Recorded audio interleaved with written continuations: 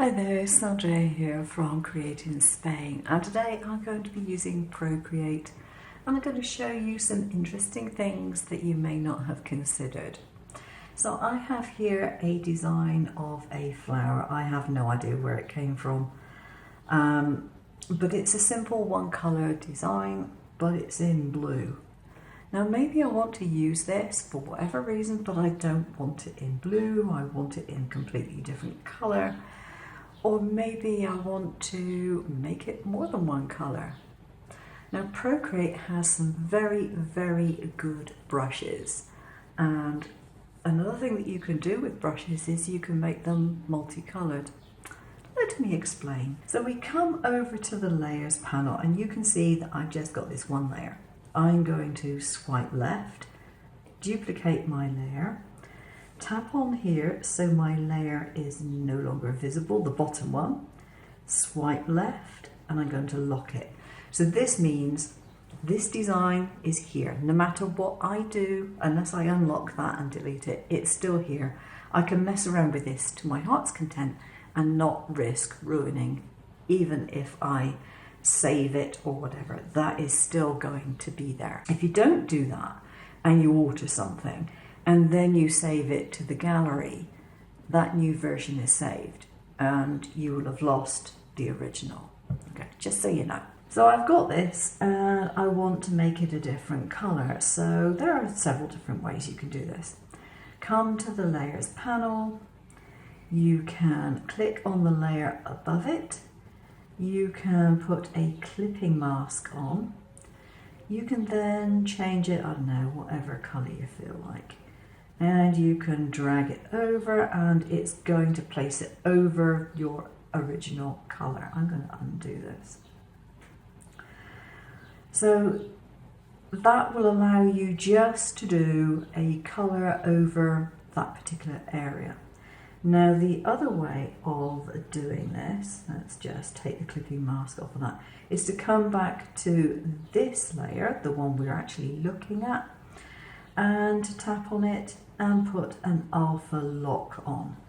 Now this means that whatever you do in the grey area, the background area, the bits in between, the bits that have no coloured pixels on them, will not be affected by anything that you draw on top of it. So I could take a basic stroke and I can do this and nothing is going to go out of the lines. So it's a really nice way of being able to colour things without worrying about, oh, I've got to draw carefully around this line or not. Okay, I'm going to just tap and take all these lines off. There we go. Or I could have just duplicated the layer. It makes no difference.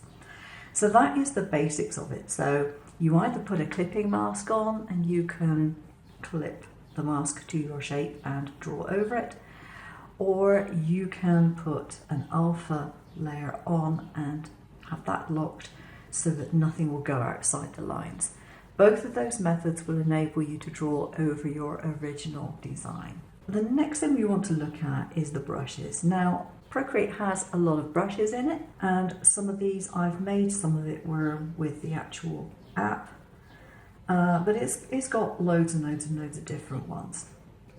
And you can add or delete categories as indeed you wish. So for example, there are airbrushing ones here, lots of different airbrush varieties. We've got some abstracts, etc, etc. Now I'm going to go back to my favourites. One of the things that you can do with a normal brush, any brush that you have, you can make it multicoloured. But if you change it to multicoloured and then you want it in its normal mode, you're going to have to change it back again. So the easy way around this is to swipe left and duplicate it. Once you've got this duplicated, you can drag it to wherever you might want it to go. And I want it to go into my favourites. So it's now in my favourites. And you can either rename, delete, share, or duplicate your various brushes from there just by tapping on that one. Okay.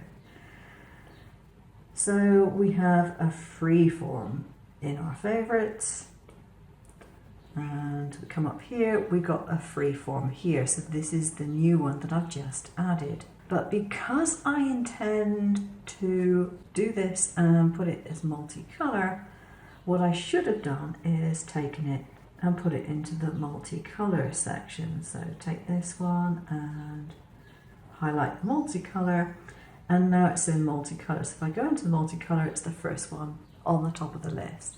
So if you put it in the wrong category, it doesn't matter, just pick it up, put it somewhere where you do want it. So this one can be opened up, and then we get the brush studio, and this is where all the magic happens regarding the brushes. This is the brush that we've imported without any alteration to it so far. What I'm interested in is the color dynamics. Now when you tap on the color dynamics, you have a large menu of options here. Most of these you'll probably not want to play with too much until you get used to it. Stamp color jitter, I'm going to ignore. I don't want to get into jittering at the moment, and we've got stroke color jitter there. Again, don't want to get into that one. What I want to concentrate on is color pressure and color tilt. Color pressure simply means that if you press harder or lighter, the color is going to alter. So if I put these sliders in various different positions, and I just lightly draw here. Actually, I need to change something a second. If you've got it set to black, you don't see any difference, okay? Or very little, if you see any. I'm going to put it on blue. So just clearing my drawing pad there. So very light pressure, and you can see that I'm getting different colours coming through. And if I press harder, it changes again. Press light, press harder. And this will vary according to the sliders. But the good thing is you can adjust the sliders once you've done something, and you can then decide which version you like best. So you can say, right, okay, that's the version I like best. Yeah, I like it because it varies the colour a little bit. You might think, okay, maybe I want to up the brightness a bit. And you might well think, right, okay, that's it. Now the other option you have on the pencil side of things is the colour tilt. Now, as it happens, if I do this at the moment, it's just going to be the same as if I was doing that type of thing. It is not going to alter because of the secondary function, the tilt of the pencil.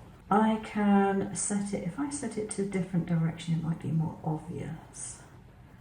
And put the secondary colour right up. So now if I come in with a tilt, that is different to what happens if I do it with the pen upright. Tilted, like that, pen upright, like that. Let's clear the pad so you can see. Tilt, more pressure, less pressure, more pressure. Upright, low pressure, more pressure. You can see they are completely different. So that is what the colour tilt is. It will give you a different result depending on the angle of your Apple Pencil. That's all you really need to know at the moment. So once you've finished, you can go to about this brush. You click on done. All right. So we now have a pen that is going to change in colour depending on what we do. We can make this a lot bigger so you get a more obvious area, okay? Put it down a little bit and just take those off of there. You don't have to come in and very carefully go around things and colour it in. You don't have to do that. No, don't have anything that boring to do. What you can do if you want to do it is go to your layer and set alpha lock. And this means whatever you do over here on the blank parts of the canvas is not going to do a thing, but it will do it very happily once you actually get over the areas which do have pixels on it. And I'm just going to be really silly and do a bunch of colouring.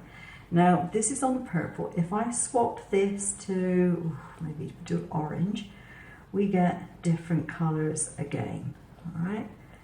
So it depends what colour you've picked up from the palette as to what colour you'll eventually get. And you might be thinking, you're going absolutely mad with this. Yeah, I am, but it's good fun. So I've got this, but I don't want it to look like that. What I want to do is come to my adjustments and go for Gaussian blur. This is magic on a pencil.